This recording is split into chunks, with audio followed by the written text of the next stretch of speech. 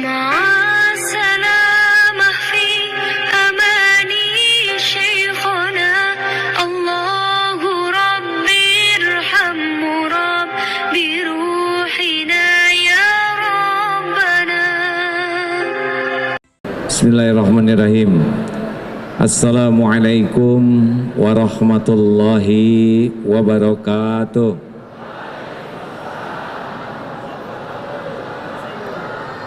Mari ikuti subhanallah walhamdulillah wala ilaha illallah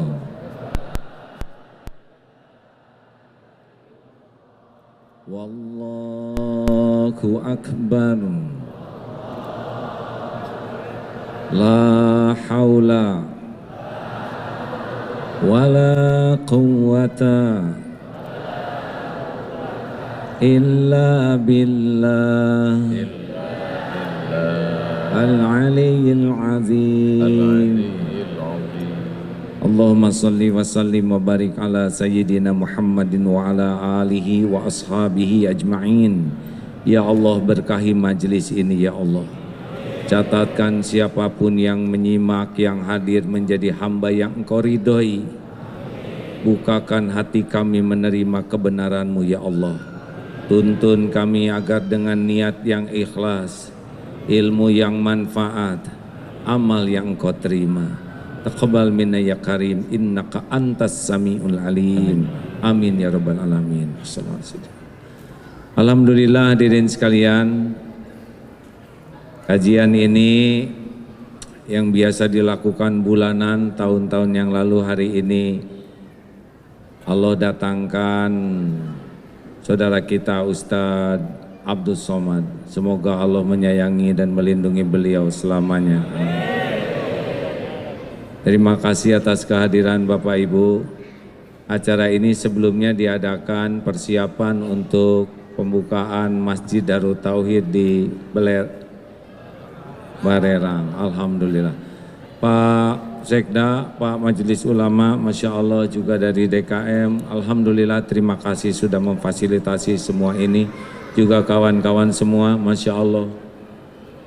Adek, boleh berdiri asal yang belakang tidak ada yang terhalangi ya.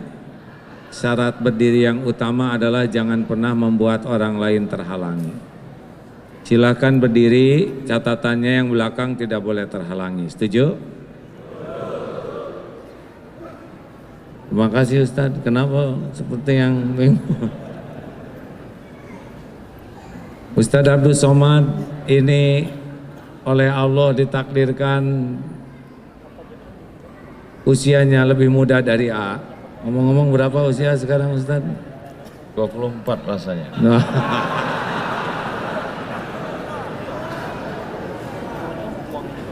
Saya 58, beliau 43. Tadi kan 43 ya. Yang asli Baru ingat tahun 2020. Alhamdulillah. Ya, insya Allah setiap ulama pasti ada cobaannya. Amin ya Allah. Dan cobaan itu pasti akan membuat semakin bisa dekat dengan Allah. Amin ya Allah. Ustadz, kalau naik pesawat, Ya. pesawatnya lancar, Ustadz lihat banyak yang zikir tidak di pesawat. Tidur semua. Tidur. Kalau pesawatnya digoncang, apa yang terjadi? Pada zikir tidak? Allah semuanya menyebut Masya Allah, Allahu Akbar, bertakbir semua. Gitu ya. Nah, itulah pentingnya goncangan ya. Ya Allah. Kalau tidak digoncang cenderung lupa ke Allah. Kalau di Allah Akbar, begitulah hadirin sekalian ya. Silakan Ustadz yang mendahului, saya bagian menyimak. Dalam programnya sebetulnya saya jadi pembawa acara malam ini. Oh iya? Iya. Kok sama dengan program saya juga pembawa acara. Jadi jamaah sekalian, malam ini kita bersyukur pada Allah kedatangan seorang ulama. Saya diberikan kesempatan untuk membuka acara ini. Mari kita buka dengan ucapan basmalah. Mari kita dengarkan baik-baik kajian tauhid yang disampaikan oleh Al-Mukarram Kiai Haji Abdullah Gimnastiar. Kita gunakan telinga dengan baik catat dengan baik. Mudah-mudahan ilmu yang kita peroleh malam ini dapat membekali kita menjalani hidup diridhoi Allah Subhanahu wa taala. Kebalik. Baiklah, karena saya dianggap lebih tua, awalnya begini ya.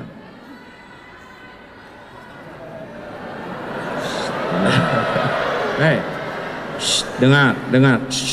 Jangan pernah berbicara sesuatu yang tidak ada manfaat. Tidak terdengar?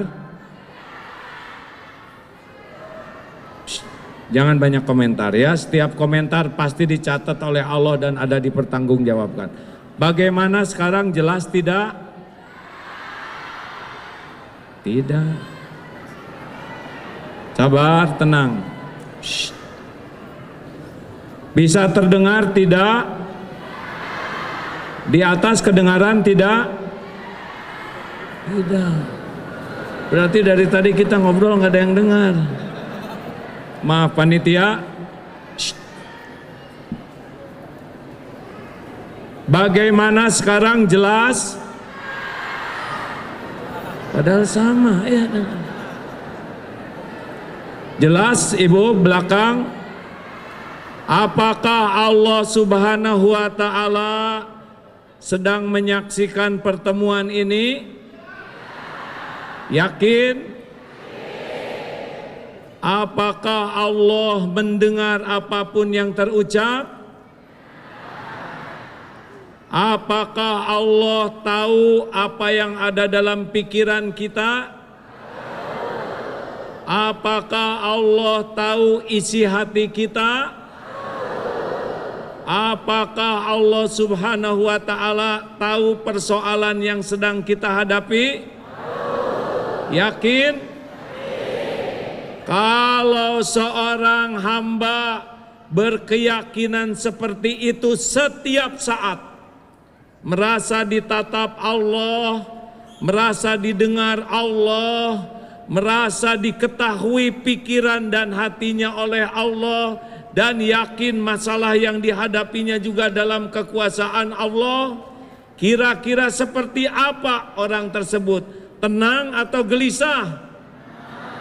Akhlaknya baik atau buruk? Masalah kita umat Islam kepada Allahnya itu kadang-kadang hanya sampai di lisan, belum sampai di hati dengan yakin. Sedikit Ustadz izinkan membuka acara ini ya, nanti Ustadz yang menyampaikan aslinya. Kedengaran ke atas? Alhamdulillah. Kenapa umat Islam belum seindah akhlak yang diharapkan oleh Rasulullah Sallallahu Alaihi Wasallam? Satu, karena banyak di antara umat Islam belum belajar tentang indahnya Islam, lebih banyak melihat, mendengar pelajaran yang tidak sesuai dengan tuntunan. Satu. Yang kedua, kenapa umat Islam akhlaknya, perilakunya belum seindah semestinya? Yang kedua, karena kita sering belajar agama ke majelis taklim, tapi belum tentu niatnya ingin dekat dengan Allah. Tidak jarang datang ke sekolah Islam, kampus Islam, pesantren, tapi yang dicarinya dunia. Ingin gelar, pangkat, jabatan dari agama. Padahal ilmu agama ini justru untuk membuat dekat dengan Allah. Sampai ada seorang suami yang mengeluh, istri saya ke pengajian seperti makan obat sehari 3 kali. Tapi perubahan yang nyata itu baru pada seragamnya, belum pada perilakunya. Dan peningkatan yang jelas itu pada cicilan, belum pada iman. Kenapa?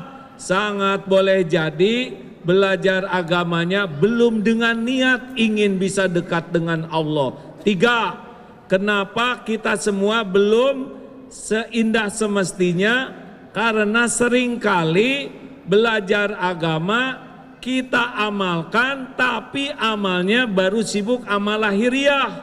Seperti sholat isya tadi, kita datang ke masjid, kita sholat, ruku, sujud, lahirnya kita taat, tapi hati belum tentu kita ingat ke Allah. Benar? Halo? Jadi kadang-kadang kita sibuk dengan amalan lahir, tapi lalai ke amalan hati. Bahkan tidak jarang ilmu dan amalan kita justru mengotori hati. Jadi ujub, jadi takabur, merasa paling benar, merasa paling soleh, justru karena ilmu dan amal yang kita lakukan. Padahal Allah subhanahu wa ta'ala, innallaha la yanzuru ila suwarikum wa amwalikum walakin yanzuru ila qulubikum wa a'malikum. Allah, sesungguhnya Allah tidak melihat rupa dan hartamu, tapi Allah melihat hati dan amalmu. Seharusnya kita belajar agama dan mengamalkan agama itu membuat hati jadi makin bersih, amal makin melimpah. Demikianlah pendahuluan dari acara kajian malam ini. Penjelasan selanjutnya oleh Ustadz Abdul Somad. Baik, alhamdulillah kita baru saja mendengarkan sesuatu yang menyentuh hati. Sebentar. Masya Allah. Gimana perasaan jamaah malam ini bisa berkumpul dengan Kiai Haji Abdullah Hakim Nastiar? Senang apa lapang hatinya? Saya terus terang bisa satu majelis dengan beliau. Dulu saya nonton TV dari pagi sampai siang, sampai malam, sampai pagi lagi beliau terus. Tidak pernah terlintas di pikiran saya bisa satu majelis dengan beliau. Allahu Akbar. Ketika orang memuji A.A. Gim tampil di seluruh TV, bagaimana cara A.A. Gim bisa meluruskan niat dan membersihkan hati? Ini mah jadi bulak-balik begini hadir. Dulu Ustadz, Ya. kita ngobrol aja lah ya. Baik. Dulu tidak pernah menyangka akan menjadi posisi seperti ini. Ya. Tetapi entah bagaimana takdirnya tiba-tiba menjadi dikenal sebagian orang. Allah. Padahal secara keilmuan belum siap, dan ada lagi yang belum siap. Keimanan belum siap. Jadi ketika makin populer, makin di banyak tampil, ternyata saya kehilangan yang sangat besar, yaitu rasanya kehilangan kedekatan dengan Allah dibanding sebelum dikenal orang. Jadi ustadz populer malah jauh dari Allah. Ya, itu sampai tahun 2006. Sebelum Allah memberikan karunia, ditegur, diingatkan, sehingga alhamdulillah mudah-mudahan sekarang sudah bisa lagi nginjak bumi. Kalau dulu jadi terbang kayak balon gas karena ketipu atau tidak siap dengan popularitas. Gitu Ustadz. Sekarang gimana Ustadz jadi orang populer, Han? Ini pas umur saya dulu Pak. Saya dulu mulai diuji popularitas umur 39, 38, 39 mulai di TV. Ustadz sekarang lagi populer-populernya nih. Tapi saya mulai diuji umur 45, Ustadz 43, 2 tahun duluan Ustadz. Bagaimana mungkin orang yang berada di masjid yang semestinya mengingat Allah, yang mestinya berasa berhadapan dengan Allah, tapi justru melupakan Allah? Ini kan ujian luar biasa. Ya memang kalau mulut mudah menyebut Allah, tapi hati belum tentu. Dan bahayanya penceramah model kita Ustadz, ya. Kalau orang awam, Wali, alhamdulillah nih tuan rumah. Waalaikumsalam warahmatullahi wabarakatuh. Bang, apa kabar? Masya Allah Pak Wali. Masya Allah. Ya, lanjut mau ikut gabung sini Pak Wali. Makasih Pak Wali, alhamdulillah. Beliau harus banyak didoakan karena jadi orang yang ditakdirkan diberi amanah berat di Batam ini, betul? Jadi kalau lihat pejabat tuh harus kasihan, ya. Jabatannya tidak lama di dunia, tapi hisabnya lama di akhirat. Makanya doakan, doa. Jangan hanya menuntut, yang penting mendoakan. Betul Pak Wali? Masya Allah. Ada sebagian orang ketika dia diuji dengan sakit, dia katakan saya sedang diuji. Diuji dia dengan kemiskinan, dia katakan saya sedang diuji. Tapi ketika dia punya popularitas, punya jabatan, dia menganggap ini nikmat. Logika berpikir seperti ini betul atau keliru? Salah. Oh, jadi saya yang jawab terus. Jadi justru ujian yang ada puji, ada caci. Ya. Ujian yang terberat itu pujian. Kenapa berat? Karena pujian ini cocok dengan yang nafsu sukai. Oh. Jadi kalau nafsu suka, itu lebih berat. Ya. Tapi kalau nafsu tidak suka, itu cenderung yang lebih dekat yang Allah sukai. Seperti tidur. Tahajud atau tidur, pasti nafsu sukanya tahajud atau tidur? Tidur. Nah, makanya itu lebih berat. Ya. Jadi dipuji itu lebih berat daripada dicaci. Karena kalau dipuji kita sudah suka jadi merasa seperti apa yang dikatakan orang. Wah, Ustadz Abdul Somad soleh, wah itu lebih bahaya daripada Ustadz perbaiki dong. Nah itu lebih bagus. Berarti kalau gitu kita lebih berusaha mencintai haters daripada lovers. Ya lover dicintai, haters juga dicintai. Masya Allah. Karena tidak rugi kita dikritik orang. Yang rugi itu sebetulnya kalau terpedaya oleh pujian orang. Sekarang bagaimana rasanya Ustadz jadi orang terkenal? Masya Allah, tabarakallah. Kita sedang disadarkan bahwa selama ini kita salah melihat hidup. Selama ini kita merasa kalau sedang sakit diuji Allah. Ketika kita sedang miskin diuji Allah. Ketika kita sedang dapat jabatan, alhamdulillah saya diberi. Padahal sebenarnya juga bagian dari Dan lebih berat ujiannya. ujian jabatan. Iya. Ujian popularitas. Lebih berat Pak. Kalau orang populer seperti Ustadz Abdul Somad ini ya. Ada contoh lain enggak? Udahlah giliran. Kalau orang tidak dikenal, bikin kesalahan bisa dia sendiri Pak. Ya. Tapi kalau model orang hampir nyebut kita, model Ustadz yang terkenal ini, Ya. bikin satu aja kesalahan, Ya. ditiru orang banyak, udah nggak tahu gimana ngejar tobatnya itu. Dosa jariah. Iya, dan terus disampaikan, apalagi sekarang dengan seperti ini lebih sensitif lagi. Insyaallah. Makanya siapapun, dan orang terkenal itu bukan karena maunya orang, karena maunya Allah. Ujian, tidak usah ingin terkenal, dan kalau nggak ada takdirnya nggak akan pernah terkenal. Tapi yang udah ditakdirkan terkenal, harus obat habis-habisan, supaya tidak terpedaya oleh keterkenalannya. Gitu. Bagaimana memanage hati kita supaya kita tidak terpedaya oleh setan yang luar biasa? Jadi terbalik, ini tidak sesuai rencana saya. Rencana saya mau dengerin Ustadz ceramah. Saya sedang belajar ilmu tauhid. Bagaimana mensucikan hati? Gimana jamaah? Gimana Membersihkan nih? hati. Tidak boleh mengadu ke jamaah. Oh gitu ya. Aneh pada saya tuan rumahnya. Begini Ustadz, kata guru saya, kalau kita sedang diuji dengan dihormati orang lain, Ya. pokoknya kalau orang menghormati kita pasti minimal dua hal. Satu, yang dipuji oleh orang itu pasti karunia Allah. Ya. Wah ini pintar, pasti karunia Allah. Ya. Wah ini hebat, pasti karunia Allah. Wah ini kaya, pasti karunia Allah. Pokoknya kalau orang muji kita, yang dipuji itu pasti pemberian Allah. Pemberian Itu yang pertama. Jadi kita harus tahu, oh ini yang dipuji pemberian Allah.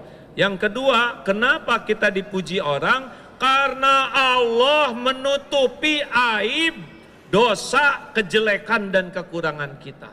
Nah kata guru saya, kalau kita sedang dikagumi orang, dipuji orang, sibuk lihat apa yang Allah tutupi, daripada sibuk menikmati pujian penghargaan orang. Masya Allah, tabarakallah. Jadi sebenarnya ketika kita sedang dimuliakan, diagungkan, dihormati, disanjung tinggi, sebetulnya bukan prestasi kita, tapi karena pemberian pinjaman Allah, dan Allah menutupi aib cacat kita.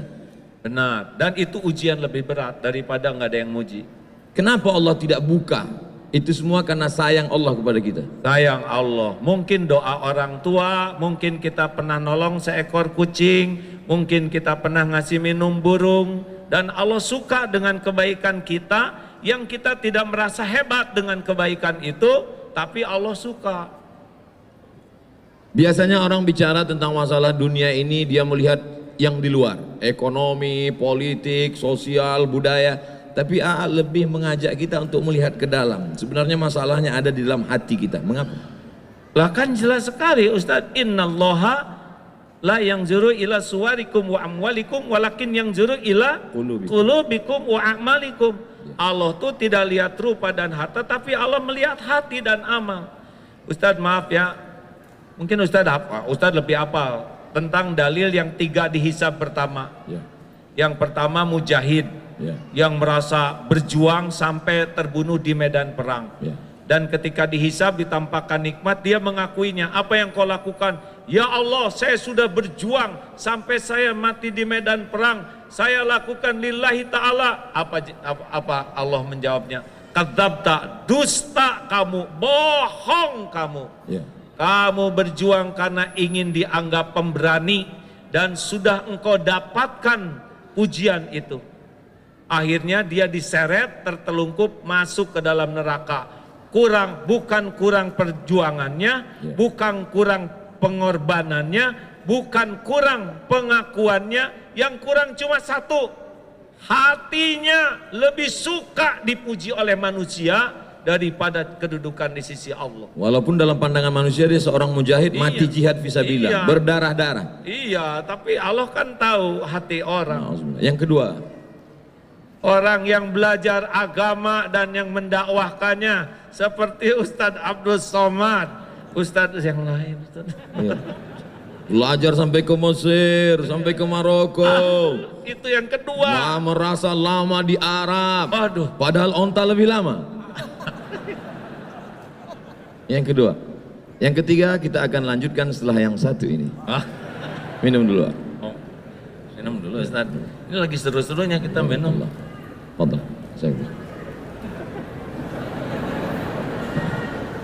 Masya Allah, tabarakallah. Yang kedua itu yang belajar agama dan mendakwahkannya, belajar Quran dan membacanya. Tidak semua ke surga. Jadi jangan kaget kalau di akhirat, na'udzubillahi min zalik, ada ulama yang terkenal di dunia tapi tidak ke surga. Ilmunya luas, dalilnya bagus, baca Qurannya fasih, hafal Quran, tapi ketika dihisab, kadzabta, dusta kamu. Kamu belajar agama dan dakwah karena ingin dianggap alim, dianggap ulama, dai, kondang, dan sudah engkau dapatkan di dunia, diseret tuh ke neraka. Engkau ingin dianggap qori dan sudah engkau dapatkan. Tidak kurang ilmunya, tidak kurang Qurannya, yang kurang satu saja. Apanya Ustaz? Keikhlasan hati. Hatinya.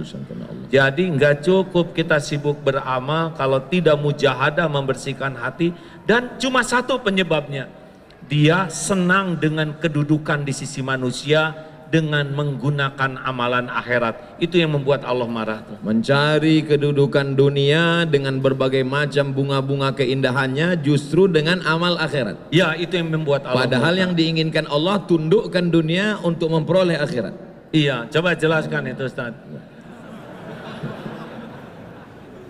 Yang ketiga, ini saya sering cerita ini antara dunia dan akhirat ya. Mana yang kira-kira lebih tidak disukai Allah? Bu, akhwat, mana yang berbahaya bagi seorang wanita? Ingin kelihatan cantik atau ingin kelihatan solehah? Jangan ini aja ke sini, Ustaz. Mana yang bahaya bagi seorang wanita? Ingin kelihatan cantik atau ingin kelihatan solehah? Harus kita voting nampaknya. Oh gitu. Mungkin mereka ingin kelihatan cantik. Karena oleh sebab itu maka karena banyak lelaki ingin perempuan itu lebih cantik daripada ingin soleha, makanya perempuan lebih banyak mempercantik diri daripada mempersolehah diri. Wah, benar. Saya baru dapat dari grup WhatsApp. Oh gitu. Tapi yang bahaya tuh ingin kelihatan soleha. Kalau wanita ingin kelihatan cantik, fitrahnya. Ya. Kalau lelaki ingin kelihatan cantik, LGBT ya. Bolehkah Bu, wanita ingin kelihatan cantik? Jawab, boleh tidak? Yang mantap boleh tidak?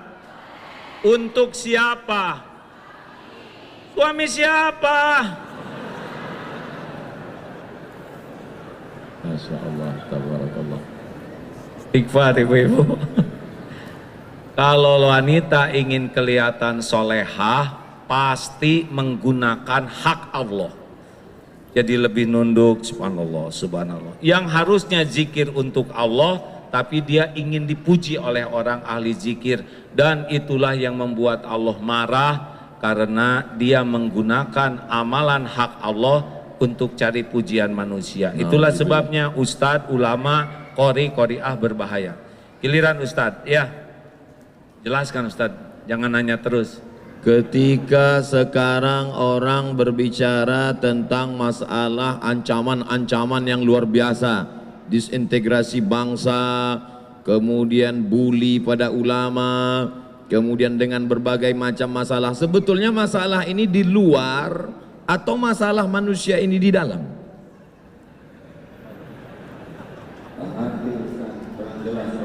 Lebih bagus ini.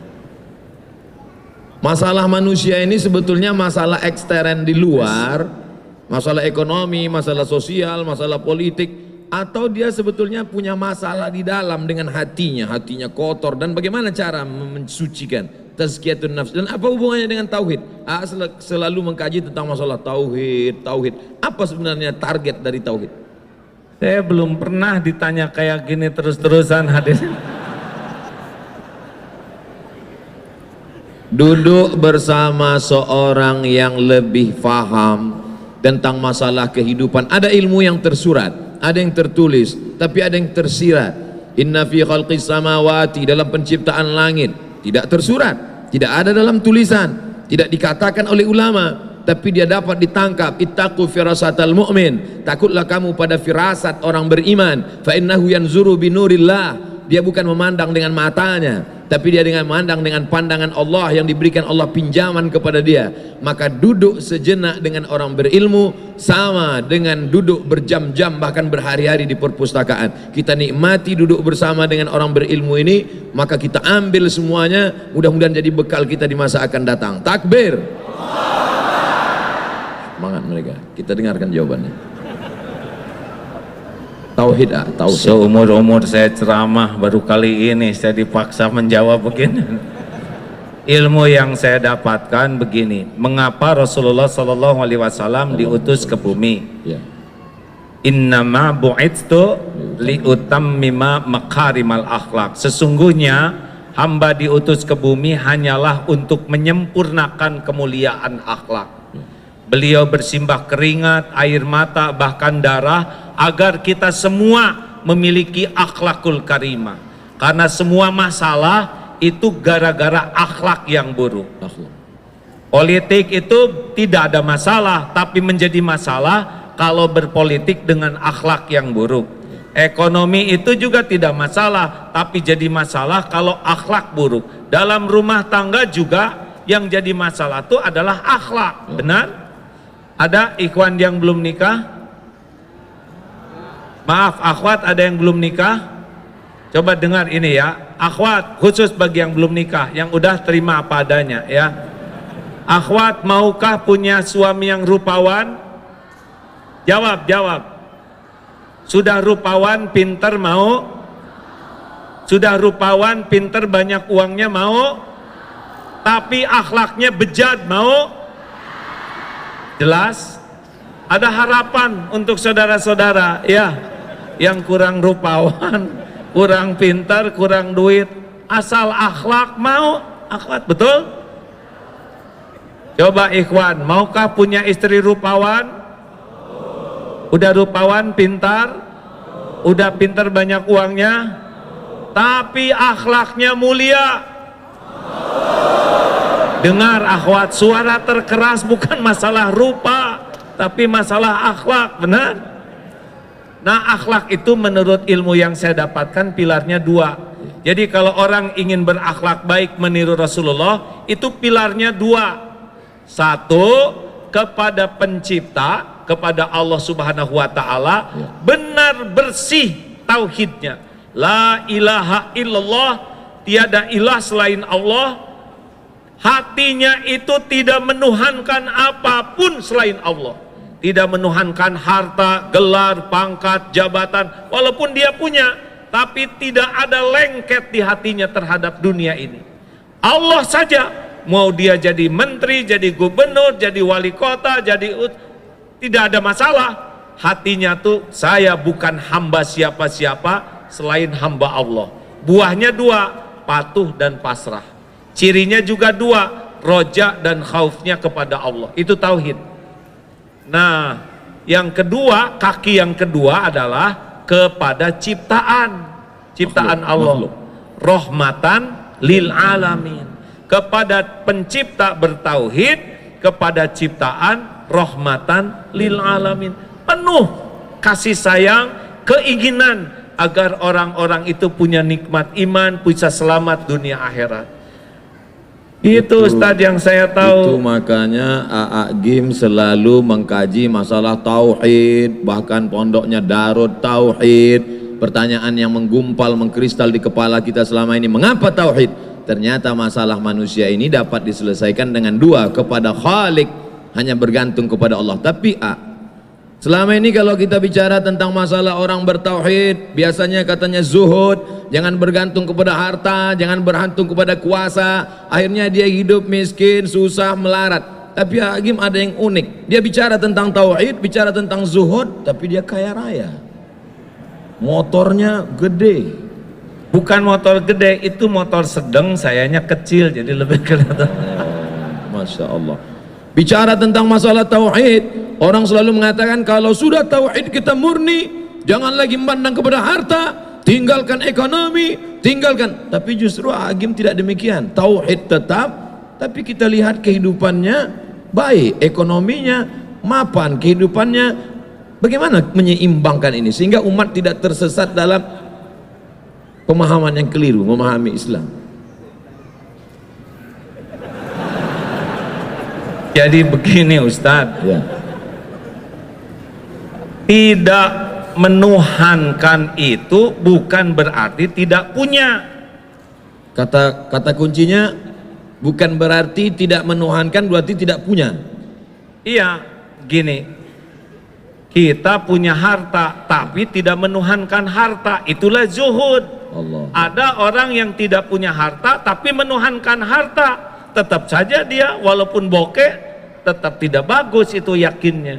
Orang yang tidak punya harta tapi menuhankan harta, ingin punya harta padahal tidak punya harta, masuk nerakanya 2 kali berarti. Gak tahu juga Ustadz, itu urusan Allah. Tapi udah pasti menderita, karena setiap kali kita mengilahkan sesuatu selain Allah, Allah kan tahu isi hati kita, pasti Allah turunkan gelisah. Jadi kalau misalkan udah menyandar nih ya, udah ingin dipuji, ingin dihormati, ingin dikagumi ke makhluk, udah pasti Allah naruh di hati ini kegelisahan, kesengsaraan. Makanya kalau punya dunia nggak ada masalah, tapi jangan sampai menganggap dunia inilah penjamin hidup kita. Zuhud itu kan bukan tidak punya uang Ustadz. Ya. Orang yang zuhud itu mau punya 1000, 1.000.000, 1.000.000 sama, karena dia lebih yakin dengan jaminan Allah daripada apa yang ada di tangannya. Itu zuhud. Bagaimana menguatkan keyakinan? Harus dilatih Ustadz. Cara melatihnya? Ya misalkan ini nanti ada sedekah ya, jangan suka ragu-ragu, sedekah berapa, nggak usah dihitung-hitung, ada sini, coba aja keluarin, buka jam keluarin, cincin keluarin, pasti nyesel. Kenapa tidak dari dulu saya jadi dermawan gitu, nyeselnya. Jadi ini akan ada ujian. Ada sesudah ini biasakan diuji ya. Masya Allah, mana kotaknya? Belum Ustadz, belum panas ini ya. Ya. Jadi seperti tukang parkir, banyak mobil Ya. tidak sombong, ganti-ganti tidak takabur, Ya. diambil sampai habis tidak sakit hati. Ya, tidak ada rasa memiliki. Nggak ada. Bagaimana melepas rasa kepemilikan, rasa ketergantungan, rasa keterikatan dari dalam hati ya? Jadi saya gini yang ketempuhan ini hadirin. Jadi harus dengan riadah Ustadz. Ya. Tidak bisa ilmu ma'rifatullah ini hanya dengan belajar. Ya. Tapi harus ada mujahadah melepaskannya. Makanya seperti kalau saudara ragu terhadap uang, latih saja. Dia punya uang, potong 5%, sedekahkan. Lihat, jadi miskin tidak? Oh enggak juga. Potong 10%, jadi miskin tidak? Oh enggak. Potong 20%. Tuh lihat, Ustaz, udah lihat kan? Ya. Semuanya tegang, padahal baru rencana. Ya. Tadi 5% mereka masih senyum. 10%, 20%, baru rencana pelit. Saya nih Ustadz ya, maaf ya, kalau saat ini nih tiba-tiba ada tamu, saya mau ngasih uang ke AA ya, boleh ngasih ke saya misalkan sekarang 20 miliar, bro aja gini, udah nggak ribet Pak, saya bagi 10 miliar untuk ikhwan, 10 miliar untuk akhwat, sok bagikan, gitu Ustadz. Namanya juga ngelamun, masa pelit ya kan? Betul. Kita mah ngelamun aja pelit Ustaz. Apalagi nggak ngelamun. Suatu ketika saya sedang pergi umroh, lalu kemudian saya melihat ada cincin yang sangat cantik. Saya sangat suka. Lalu saya beli, lalu saya pakai, lalu saya menikmati. Hati saya mulai tergantung, karena kalau dia pergi pasti saya akan kehilangan. Sampai akhirnya saya suatu tempat ceramah, ada bapak-bapak mengatakan, cincin Ustadz cantik, saya suka, boleh nggak untuk saya? Lalu kemudian saya berikan kepada dia. Saya ingin mempraktekkan ceramah dulu waktu di Darut Tauhid, jangan ada keterikatan.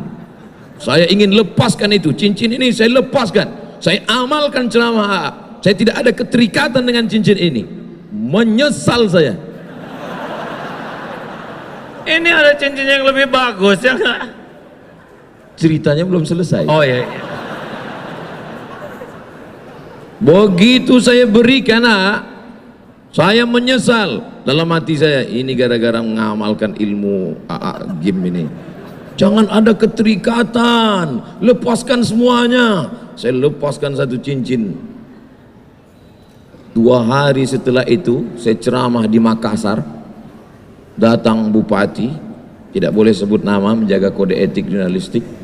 Dia lepaskan cincin yang dia sayangi, yang lebih mahal yang dari saya punya. Inilah dia sekarang. Masya Allah, Alhamdulillah, Allahu Akbar. Yakin kan? Memang ajaran ini luar biasa. Saya dulu dilatih guru saya begitu Pak. Pokoknya berikan, sekarang udah nggak riadoh lagi ya, saudara jangan ngarap-ngarap apa-apa ya.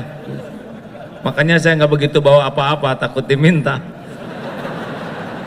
Dulu sama Ustadz, punya cincin ada lafaz Allah, bagus kata guru, kasihkan. Sampai dulu sekali baju itu sampai tinggal 1 Ustadz, baju untuk ceramah. Nah malam minggu itu saya ingat ceramah di Jatinangor, jatuh karena ceramahnya di kampung. Tes, kedengaran Bu? Jelas?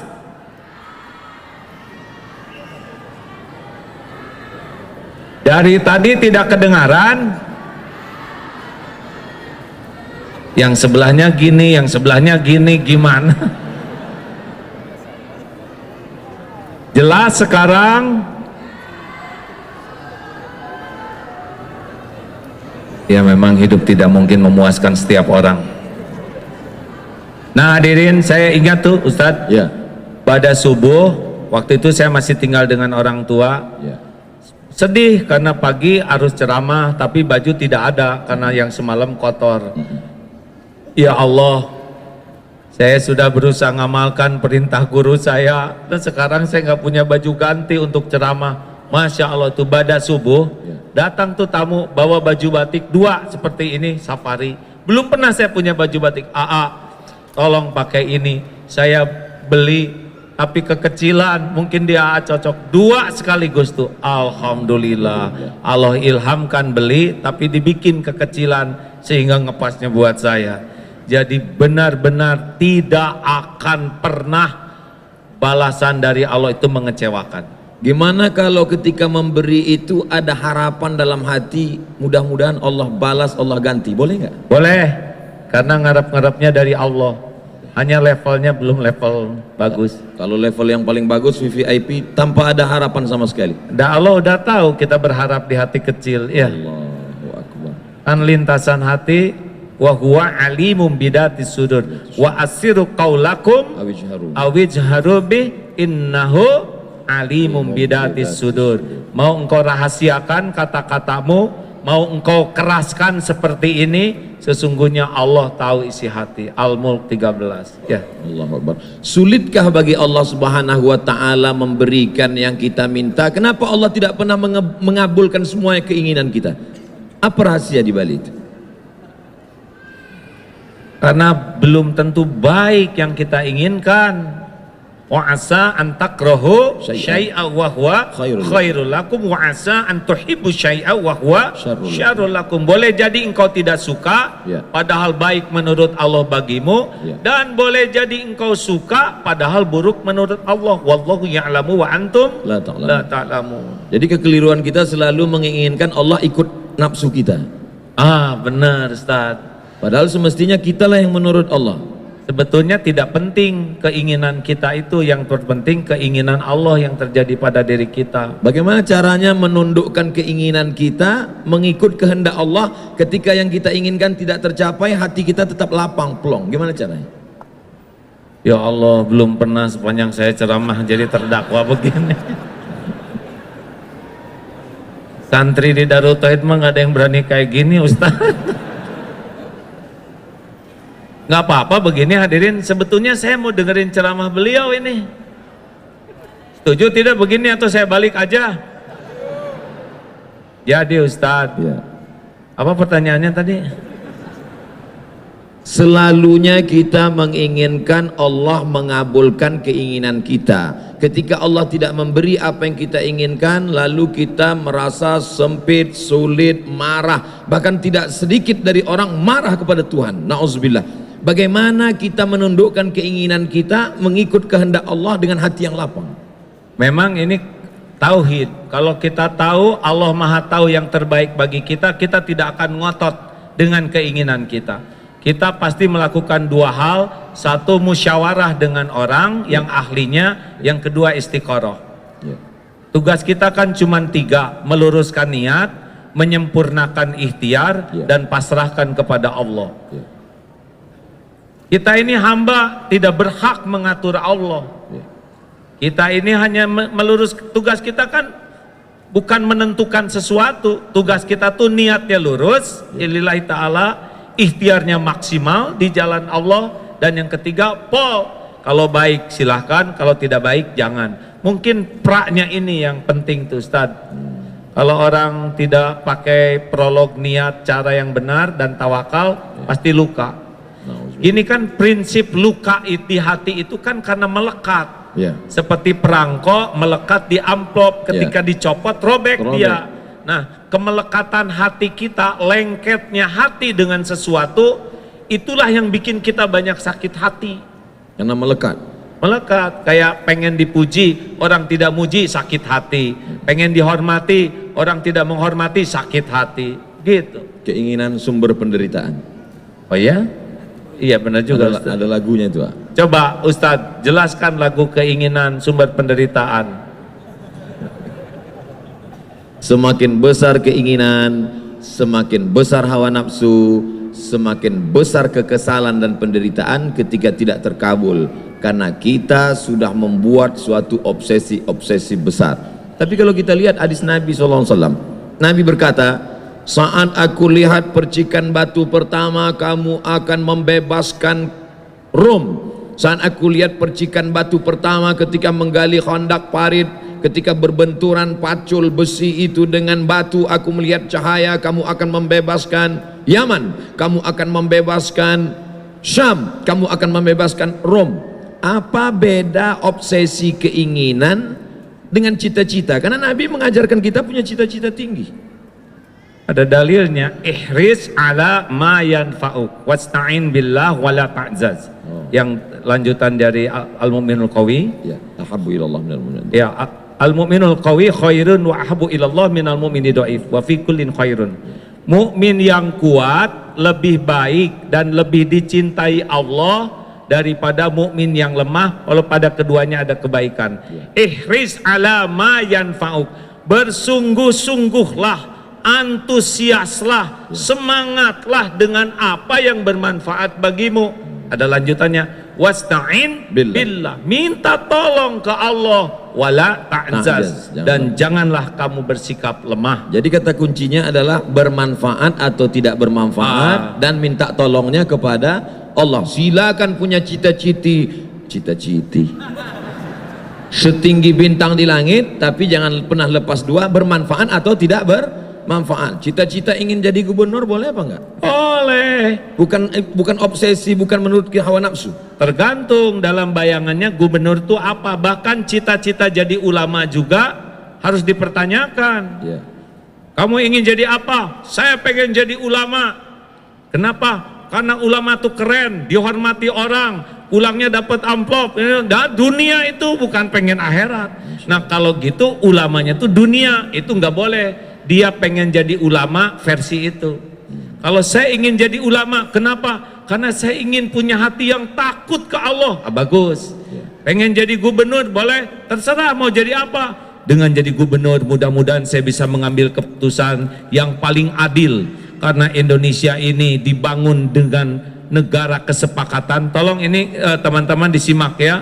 Indonesia ini dulu awalnya dibangun oleh kesepakatan para tokoh-tokoh kita, tidak hanya umat Islam, tapi ada juga tokoh-tokoh yang selain agama Islam sepakat membangun negeri ini dengan berdasarkan Pancasila. Itu kesepakatannya. Nah kita misalkan sekarang sudah ada, kita harus menyadari bahwa memang cikal bakalnya ini adalah kesepakatan, bukan hanya milik umat Islam. Jadi kita harus mengerti dan menghargai hak-hak orang lain juga, karena memang kesepakatannya begitu. Jadi kalau saudara ada di Australia, ya memang begitu kesepakatan awalnya. Nah kita kalau saudara pengen jadi gubernur, dengan begini saya mudah-mudahan bisa bersikap adil kepada umat Islam, mudah-mudahan bisa menjadi tauladan, mengajak ibadah dengan benar, berakhlak dengan baik. Kalau niatnya jadi pejabat untuk keadilan, untuk kemaslahatan, jadi tidak jadi udah dapat pahalanya. Manfaatnya paling tidak Kiai Haji Abdullah Gimnastiar bisa memuluskan, merubah Bank Riau Kepri menjadi Bank Riau Kepri Syariah. Baik apa tidak baik itu? Ulangi. Bank Riau Kepri konvensional. Ya. Kalau ada orang yang suka ngaji, punya kekuasaan, bisa berubah menjadi Bank Riau Kepri Syariah. Itu ada manfaat atau tidak ada manfaat di dalamnya? Saya kira setiap transaksi kebagian pahalanya itu. Setiap transaksi? Ya, kepala daerah yang memberikan keputusan seperti itu dapat pahala, karena untungnya jadi kepala daerah, jadi pemimpin tuh kalau menentukan kebaikan beliau dapat pahala mengalir. Bonus. Tuh Pak Wali Kota. Allahu Akbar. Masya Allah, tabarakallah. Tadi saya sempat cemas ketika AA ngomong menjadi pejabat itu jabatannya nggak lama, tapi hisapnya di akhirat lama. Saya khawatir orang yang ngaji jadi takut. Makanya diteruskan dengan begini, jadi beliau tenang. Yes. Pak Wali sekarang lebih senyum sesudah mendengar barusan pahalanya. Allah, tabarakallah. Jadi kita kalau lihat pemimpin hadirin, kalau tinggal satu doa nih ya, yang harus kita minta doa buat siapa nih? Doakan pemimpin. Andai doa itu cuma satu saja. Iya. Kenapa nggak minta doa untuk kita supaya jadi istiqomah? Iya itu juga. Jangan bikin saya dalam posisi sulit. Gini, kalau kita mintakan selalu ya, ini tinggal satu doa. Doakan dan bakal diijabah. Doakan pemimpin menjadi pemimpin yang adil. Karena kalau adil banyak orang yang dapat merasakan manfaat. Allahu Akbar. Allah marzuqna imaman adila, berikan kami pemimpin yang adil dan amanah. Amin ya Allah, amin ya rabbal alamin. Kenapa AA nggak mau jadi pemimpin? Saya pemimpin. Iya. Pemimpin rumah tangga. Gubernur Jawa Barat. Udahlah, bagi-bagi tugas, jangan memojokkan saya begitu. Enggak lah, ada bagian. Jadi kan, jikalau suatu urusan Iya. diserahkan kepada yang bukan ahlinya, fantazirus sa'ah, Tunggulah kehancuran. tunggulah kehancuran. Saya kan ngukur, Atau hadirin. nggak mau jadi gubernur karena mau jadi presiden? Kalau mau mah nggak mau. Masya Enggak Allah, lah. tabarakallah. Tidak, alhamdulillah. Jadi saya sudah ngobrol dengan Pak Aher, gubernur waktu itu. Ya. Seperti apa sih kehidupan gubernur? Ya. Apa tanggung jawab? Apa itu saya kontak dengan beberapa gubernur lain. Ya. Oh, ternyata saya merasa, oh ini bukan bagian dari hidup saya seperti ini. Ya. Intinya apapun jabatan, apapun profesi, semuanya dua. Pertama, bermanfaat buat orang banyak. Yang kedua, minta tolong kepada Allah. Ya, kalau merujuk ke dalil tadi, ihris Alama yang fauqa wasta'in billah. wala ta'zaz, La dan ta'zaz. janganlah kamu bersikap Lemah. lemah. Apa saran nasihat AA Gim, Kiai Haji Abdullah Gim Nastiar buat anak-anak muda saat ini? Anak muda ini luar biasa, apalagi kita tinggal di provinsi dengan pulau-pulau terluar, narkoba, semuanya sampai ke sini duluan. Narkoba mampir ke sini duluan, LGBT juga mampir duluan, Corona mampir juga duluan. Apa sarana untuk anak-anak muda sekarang? Kalau saya memikirkan negeri ini, Ya. maka yang harus ada dalam pikiran kita adalah generasi muda. Karena generasi muda sekarang akan jadi para pemimpin di masa yang akan datang. Allahu Akbar. Kalau kita sedih, misalkan ada ketidakjujuran di beberapa tempat, Ya. maka pastikan kita keluarga jadi orang jujur. Ya. Kalau lihat perpecahan di masyarakat, misalkan ada kecebong dan kampret, kita jadikan kecepret. Ya, sudah selesai itu gitu-gituan. Ya, makan energi, betul tidak? Betul. Jadi kalau saya boleh pesan ke generasi muda, ya, satu, jangan pernah jauh dari ilmu agama. Allah. Karena Rasulullah bersabda, man yuridillahu bihi khairan yufaqihu fiddin. Barang siapa yang dikehendaki Allah kebaikan baginya, Ya. Allah pahamkan agama. Ya. Cuma seperti tadi, belajar agamanya tuh betul-betul dengan niat untuk dekat dengan Allah dan manfaat untuk makhluk-makhluk Allah.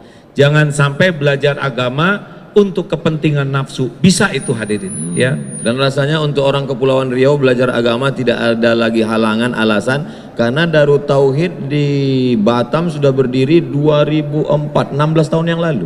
Iya, ngebebasin tanahnya. Dibangunnya baru beberapa bulan ini, tahun ini. Apa kendalanya sampai 16 tahun? Mungkin Allah lihat hati kami belum ikhlas, ya, di dalam belum belajar ikhlas. Karena kalau Allah mudahkan ya mudah. Kalau dulu mungkin belum layak diamanahi seperti itu. Sekarang sudah dibukakan Allah Subhanahu wa taala. Ya, itu cobaan lebih berat lagi. Insyaallah, tabarakallah. Yang kedua, jangan jauh dari orang-orang soleh, teman-teman. Karena bergaul dengan penjual minyak wangi, Ya. bau bakara, harum, bergaul dengan pandai besi, bau bakaran. Jelaskan Ustadz tentang hadis itu, yang tentang pergaulan itu. Saya bagian poinnya Ustadz yang menjelaskan, coba. Saya dulu Gim, ketika masih kuliah di Mesir, kami musim haji, pergi haji 2 hari 2 malam naik kapal laut, dipukul ombak, dihempas gelombang seperti tenggelamnya kapal Van der Wijk. Setelah sampai di Makkah, itu teringat yang ceritakan tentang minyak wangi. Memang kami senang sekali berteman dekat dengan tukang minyak wangi, karena dapat parfum gratis. Setiap lewat ya kasih oles. Tapi begitu kita berteman dengan pandai besi, walaupun kita tidak berteman akrab, tidak kenal, dekat sedikit saja percikan apinya akan membuat baju kita bolong, bau asapnya kecipratan. Maka saya bisa dekat dengan orang yang punya parfum ini, Masya Allah, luar biasa, harum semerbak. Selesai kita duduk ini, insya Allah follower bertambah. Jadi benar, saya dulu salah gaul nih Pak. Pada waktu diuji dengan popularitas ya gaulnya berkurang, gaul dengan ulamanya. Jadi lebih banyak ke ya begitulah, kadang artis, pengusaha, pejabat dan sebagainya, sehingga gayanya jadi berbeda gayanya. Waktu itu nih ya, waktu saya merasa kesalahan saya dalam ujian popularitas dulu, salah gaul. Tetapi ketika sudah mulai banyak bergaul dengan ulama, orang-orang soleh dan duafa nih, saudara-saudara kita yang memiliki kekhususan, itu jauh lebih melembutkan hati. 3, jangan pernah jauh dari masjid, karena bergaul datang ke rumah orang baik. Tadi kita ke rumah siapa Pak? Beliau, saya dijamu di rumah orang baik, dijamu. Apalagi datang ke rumah Allah yang maha baik, Allahu Akbar, dijamu. Masya Allah, jangan pernah jauh dari masjid. Ciri orang Islam, sholat Jumat. Ciri lelaki Islam, ciri lelaki beriman, sholat subuh jamaah. Ciri lelaki solehah, ciri lelaki soleha apa? Sholatnya di rumah terus. Maka jadilah laki-laki sejati, men. Masya Allah. Nah itu aja Ustaz. Hari ini kita sedang berhadapan dengan dunia global, segala yang ada di luar masuk ke kepala anak-anak muda kita tanpa filter. Dengan 3 pesan AA, jangan tinggalkan majelis ilmu, jangan pernah meninggalkan duduk bersama ulama, jangan pernah meninggalkan masjid. Tapi ada sebagian orang berpikir, kalau kita duduk dengan orang baik, dia kan memang sudah baik. Kenapa kita tidak duduk dengan artis supaya kita bisa mempengaruhi? Kenapa kita tidak duduk dengan pejabat supaya kita bisa mempengaruhi? Bukankah agim dengan duduknya dengan artis, dengan pejabat justru mempengaruhi, mewarnai? Masalahnya dulu iman saya belum kuat, jadi saya yang terwarnai. Ukur dulu diri kita ini tape atau ragi. Kalau kita belum sekuat ragi, gaul sana kita jadi tape. Terus standar kuat nggak kuatnya apa yang perlu kita jadi lihat? dicas kayak HP aja, dicas baru pakai, cas lagi pakai. Nah kalau telat ngecas, coak itunya. Intinya tetap majelis ilmu, tetap duduk dengan ulama, tetap istiqomah ke masjid. Nah itu chargernya, udah itu kita keluar. Tapi kalau sering keluar nggak punya charger, hancur. Soal. Masya Allah, tabarakallah. Hadirin sekalian, kita simak sekarang uraian dari Ustadz Abdul Somad. Bukan hanya nanya saya terus. Ustadz ngomonglah sesuatu, saya capek nih. Masya Allah, jamaah sekalian, kita sedang duduk bersama Al-Mukarram Kiai Haji Abdullah Gim Nastiar di usia beliau yang 58 tahun. Kalau PNS ini sedikit lagi, beberapa bulan lagi sudah pensiun. Tapi beliau masih bersemangat luar biasa. Mudah-mudahan energi beliau menular ke kita semua, insya Allah.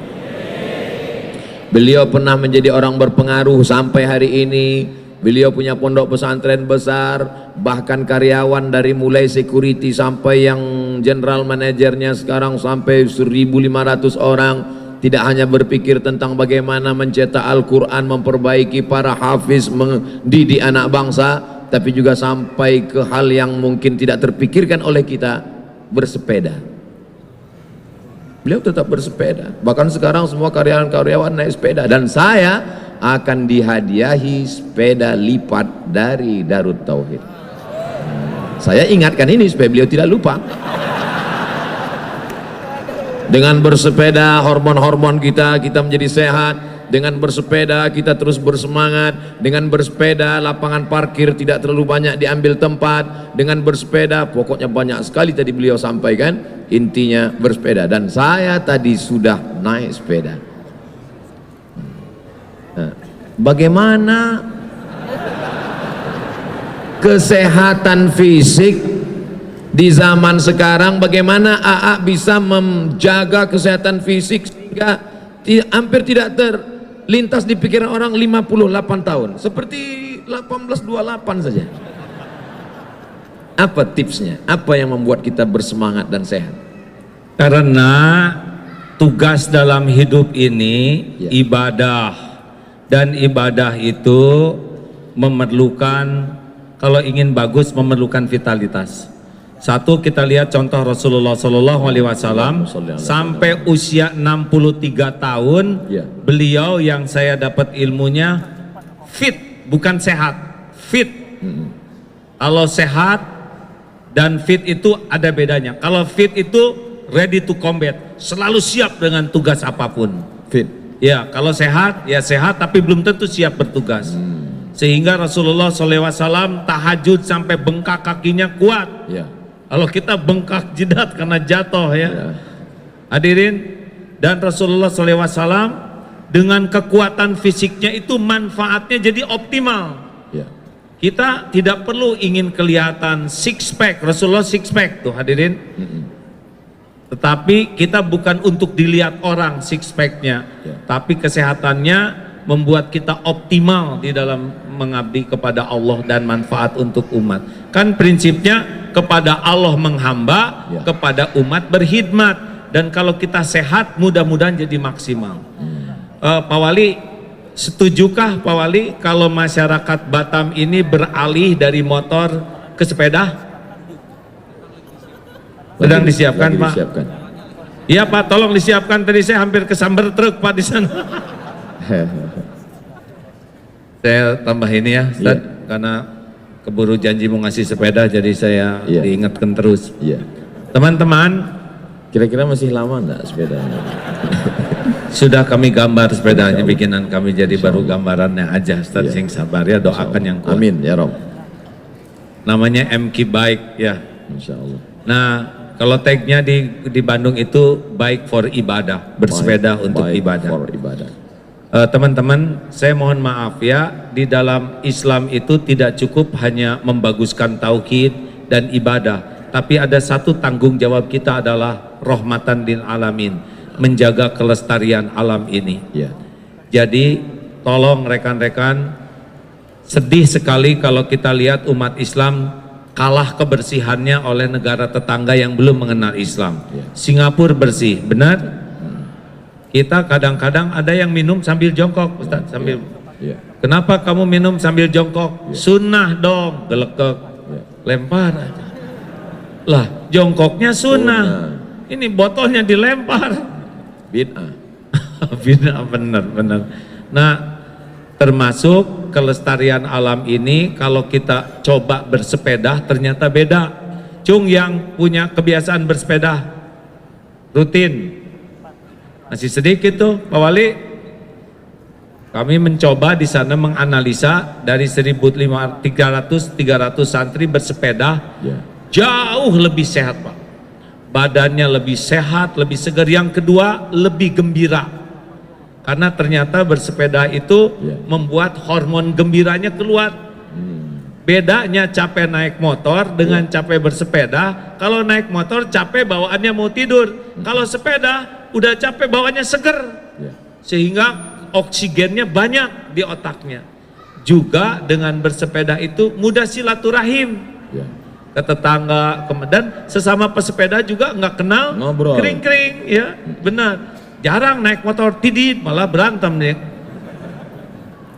Dan juga bersepeda efisien, hemat BBM, hemat parkir, karena tadi saya ke tempat parkir juga nggak ditagih ya. Dan insya Allah dengan bersepeda kita akan bisa merasakan, kalau ke masjid bersepeda luar biasa nikmatnya. Jadi kalau tidak keberatan, baik for ibadah, bisa dicanangkan juga oleh Pak Wali Kota ya. Insya Allah. Minimal Selasa, Rabu, Jumat ke kantor bersepeda. For ibadah. Insya Allah mudah-mudahan ini jadi bagian dari dakwah kita juga. Amin. Dan juga membuat alam kita lebih baik karena tidak banyak polusi. Insya Allah. Ustadz, serius giliran Ustadz lah, saya nggak bisa nanya ke Ustadz. Ceritalah apa yang Suatu ketika ada seorang wali Allah bernama Ibrahim bin Adham. Ibrahim bin Adham hidup pada abad kedua Hijrah. Nabi, sahabat Nabi, tabi'in. Datanglah seorang menemui Ibrahim bin Adham. Dia katakan, aku sedang susah hati, aku sedang risau, aku sedang galau melihat hidup. Lalu Ibrahim bin Adham menanyakan kepada dia 3 pertanyaan. Apakah umur yang sudah dijamin Allah Ta'ala mungkin berkurang? Tidak. Apakah rezeki yang sudah dijamin Allah akan berubah? Tidak. Apakah ketentuan dalam hidupmu yang sudah ditetapkan Allah mungkin dirubah oleh manusia? Tidak. Umurmu dijamin Allah, rezekimu dijamin Allah, nasibmu dijamin Allah. Lalu apa yang membuat engkau risau? Nah, bagaimana menanamkan itu ke dalam hati kita? Kadang kita hafal ceritanya, tahu, tapi untuk menguatkannya itu kita masih, ketika menceramahkannya, jangan risau tentang hidup, takbir. Tapi ternyata kita risau juga. Saya diajarin guru saya begini, jangan pernah berharap dari makhluk. Jangan pernah berharap pada makhluk. Iya, karena semua makhluk tidak bisa memberikan apapun kecuali yang diberikan Allah untukmu. Allah. Jangan takut oleh makhluk, karena makhluk tidak bisa membawa mudarat apapun kecuali yang ditetapkan Allah untukmu. Ya. Oleh karena itu bergaulah dengan makhluk, jangan tapi jangan ingin diberi, jangan ingin dipuji, jangan ingin dihargai, jangan ingin dibalas budi. Pokoknya stop dari makhluk. Kalau ke Allah saja. Ingin disayang Allah, ingin diberi Allah. Kalau nya ke makhluk, pasti Allah ngasih alarm gelisah. Ke makhluk itu memberi, menghargai, menghormati, niscaya hati akan jauh lebih tentram. Silakan. Insya Allah. Jadi tidak boleh berharap kepada makhluk. Gak boleh. Termasuk berharap sepeda tadi juga tidak boleh. Ya boleh. Sudah cukup aja tadi saya ngomong. Jangan diungkit-ungkit, jangan diingat-ingat. Insya Allah. Ternyata menyakitkan. Kan Ali bin Abi Thalib karamallahu wajah pernah berkata, gimana? Dzuktul mararati kullaha walam ajid amarra minal hajati ilan nas. Benar gitu? Al haja ilan nas, berhajat pada manusia. Semua kepahitan sudah kurasakan seluruhnya, dan tidak ada yang lebih pahit di hati ini selain berhajat, berharap kepada manusia. Ini asli Pak, guru saya itu nekankan, jangan pernah ngarep-ngarep apapun dari makhluk. Kalau kamu ngarep-ngarep, Allah tidak akan suka. Izah kita akan hina. Kalau kita udah begini, pasti kita jadi hina. Setinggi apapun pangkat jabatan, kalau sudah begini, termasuk ulama, kalau sudah begini ke makhluk, pasti oleh Allah dihinakan. Tidak ada izah. Tidak ada. Makanya nggak usah berharap, Allah udah tahu keperluan kita daripada kita sendiri. Selama ini aja kita ngaco diurus, apalagi kita beneran tawakal. Allahu Akbar. Masya Allah. Kenapa Ustadz ngelihat saya gitu terus? Memandang wajah ulama itu adalah ibadah. Saya juga lagi mandang Ustadz. Masya Allah. Tabarakallah. Apakah pertemuan kita ini juga diatur oleh Allah? Pasti. Tidak ada satupun yang keluar dari lauh mahfudz, tidak ada satupun kejadian tanpa izin Allah. Ada izin Allah, ada ridho Allah. Setiap yang terjadi izin Allah, tapi belum tentu Allah ridho. Tapi kalau Allah ridho, itulah yang terbaik bagi kita. Apakah ada yang hadir ke sini Allah tidak ridho? Boleh jadi ada yang niatnya salah. Karena ridho Allah itu ada pada niat dan cara yang Allah sukai.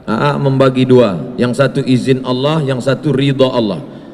Ini yang membuat manusia sekarang sesat tapi pakai dalil. Ketika ditanya, kenapa kamu pakai sabu-sabu? Kenapa kamu berzina? Kenapa kamu minum khamar? Ustadz, ini kan atas izin Allah. Iya, tapi Allah nggak ridho, makanya Allah murka kepada dia. Tidak diridhoi Allah Subhanahu wa ta'ala. Tidak, karena ridho Allah itu ada pada niat dan perbuatan yang disukai Allah. Semua yang terjadi di alam ini atas izin Allah. Izin Allah pasti. Orang yang mabuk pun karena izin Allah. Izin Allah. Orang yang maaf berbuat dosa pun karena ada kuasa dan kudrat iradat Allah. Izin Allah. Tapi Allah tidak ridho. Allah tidak ridho. Sedangkan kita yang kita cari adalah keridhaan Allah. Ya benar. Allahu Akbar. Dan kalau udah benar niat, Allah kan tahu, pasti Allah ngasih ketenangan di hati kita. Kalau kitanya nggak benar, nanti Allah kasih alarm, hati kita tidak enak, tidak nyaman. Itu alarm di sini, istafti qalbak. Di usia Kiai Haji Abdullah Gimnastiar 58 tahun, Rasul SAW 58 itu menurut miladiah ya. Iya. Berarti kalau hijrah berarti udah 60. Iya, Ustaz. Anda tidak rasa takut mati?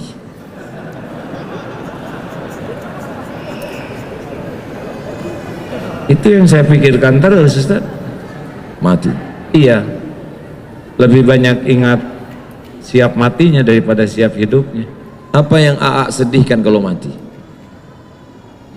Ya, saya takut belum cukup bekal pulang jumpa dengan Allah. Udah suara AA udah berubah ke, kita tinggalkan cerita mati, kita cerita tentang hidup. Kalau AA diberikan umur lebih panjang, apa yang akan AA lakukan? Obsesi apa yang belum tercapai? Cita-cita apa yang akan teruskan?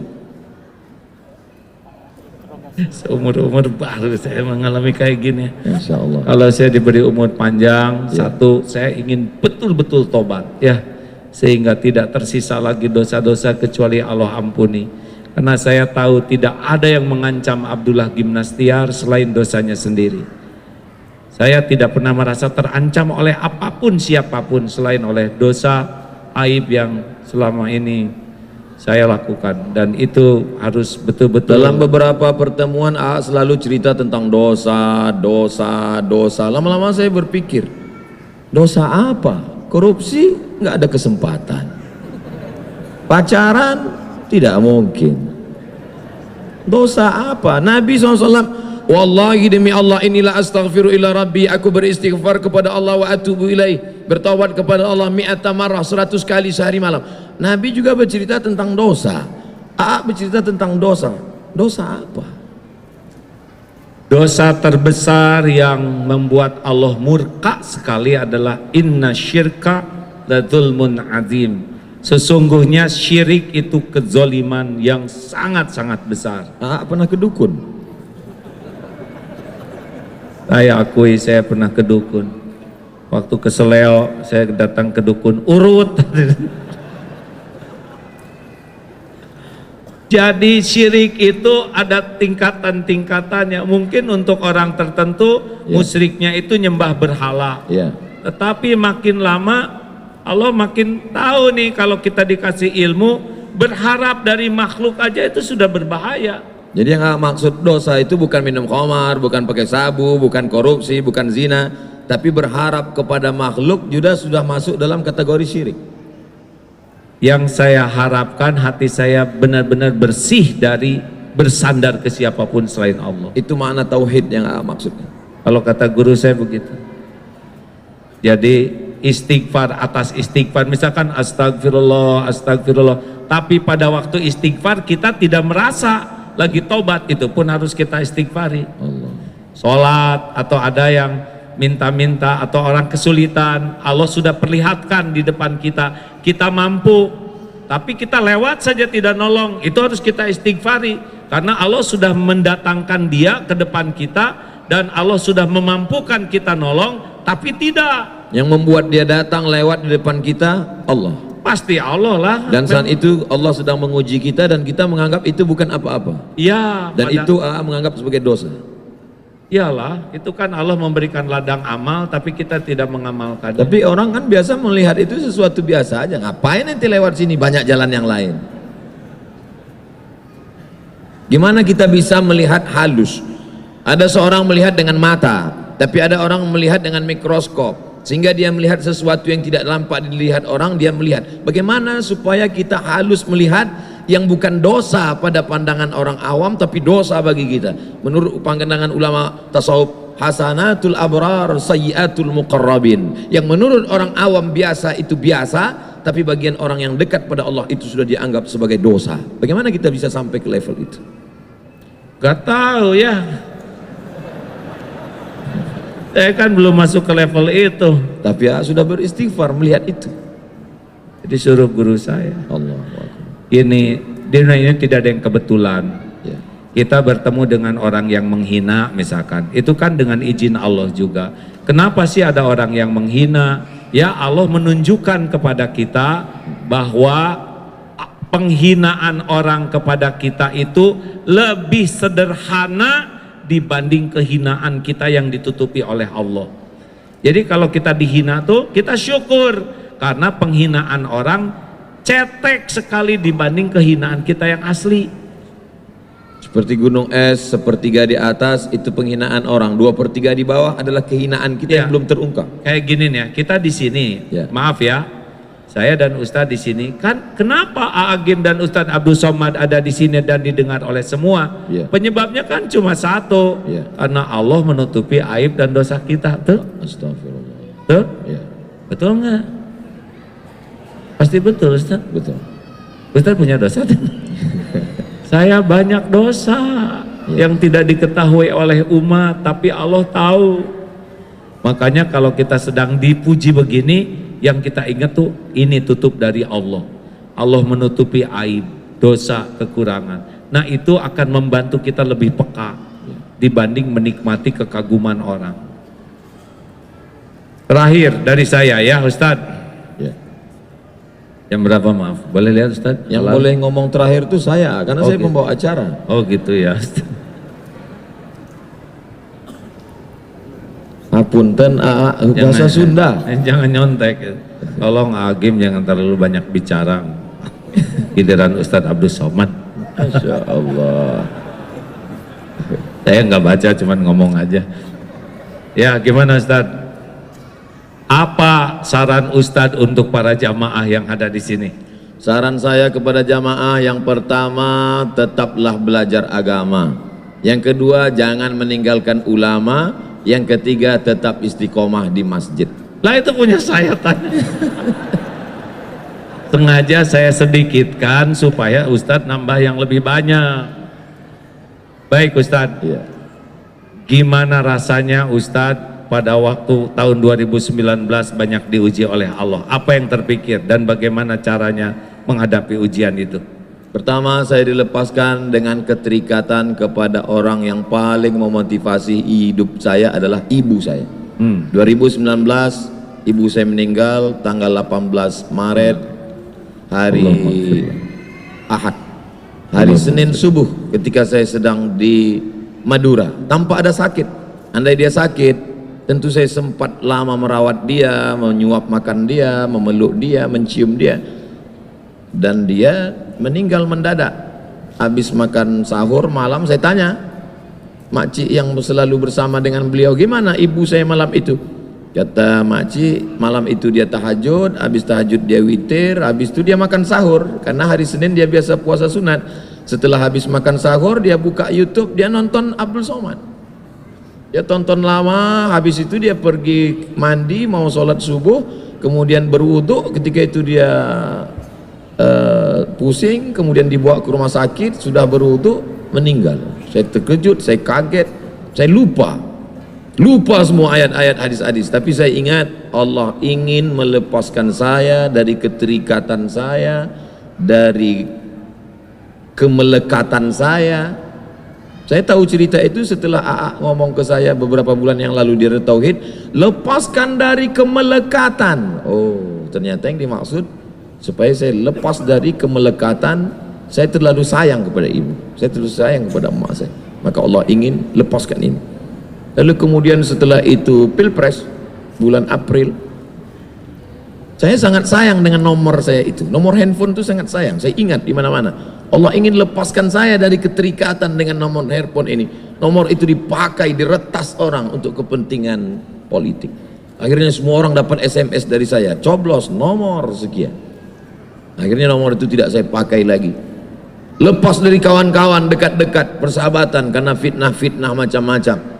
Lalu kemudian saya serahkan semuanya kepada Allah. Akhirnya saya pergi ke Sudan, saya fokus menulis, saya perbaiki disertasi, saya fokus membaca kitab-kitab yang ditulis Syekh Muhammad Hashim Asy'ari dengan segala macam caci maki. Allah ingin menunjukkan pada saya, orang yang menang punya banyak kawan, orang yang terpuruk dan kalah dia punya teman sejati.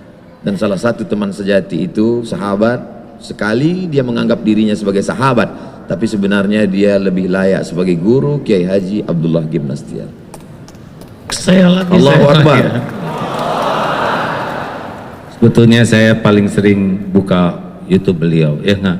Karena banyak ilmu yang belum saya tahu dan beliau menyampaikannya. Ustadz diuji seperti itu adalah Ustadz untung lebih awal diuji seperti itu, pasti banyak hikmahnya. Setidaknya belajar lebih banyak, betul? Amin. Merunduk, hati lebih merunduk, betul tidak? Memang bahaya Ustadz, populer, dikagumi orang tuh bahaya sekali. Karena itu enak menurut nafsu dan bisa nagih. Makanya kalau sudah diuji dengan fitnah, penghinaan dan semua itu tidak bahaya sama sekali. Yang bahaya itu kalau kita tidak sabar, tidak ridho, tidak mengambil hikmahnya dan tidak mensyukurinya. Guru saya mengatakan begini, waktu saya dihina dulu rame-rame. Apa bahayanya dihina? Yang menciptakan siapa? Allah. Yang ngasih rezeki? Allah. Yang angkat derajat? Allah. Yang mengampuni? Allah. Apa urusan kita dengan mulut orang? Tuhan kita adalah Allah, bukan mulut orang. Sibuklah tobat, karena air mata tobatlah jawaban dari semua ini. PDLT, perbaiki diri, lakukan yang terbaik. Itulah jawaban dari segala urusan. Tauhid. Iya Pak. Iya Om. Ustaz. Baik, demikianlah. Ustaz terakhir ya. Bagaimana Ibu Ustadz ini bersikap ke Ustadz? Ibu Ustadz dalam pandangan Ustadz seperti apa? Mak. Ketika saya sudah berumur lebih 35 tahun, mestinya saya fokus, beliau pun sudah 70 tahun. Saya mendaftar S3. Tapi beliau selalu mensupport, kamu mesti selesaikan kuliah. Jadi beliau tidak sampai pendidikan, amat sangat pendidikan. Saya bukan termasuk anak yang baik waktu sekolah dulu. Saya lari dari pondok, kelas 1-nya lain, kelas 2-nya beda, kelas 3-nya enggak sekolah. Pernah saya 6 bulan enggak sekolah. Dia terlalu sabar mendidik saya.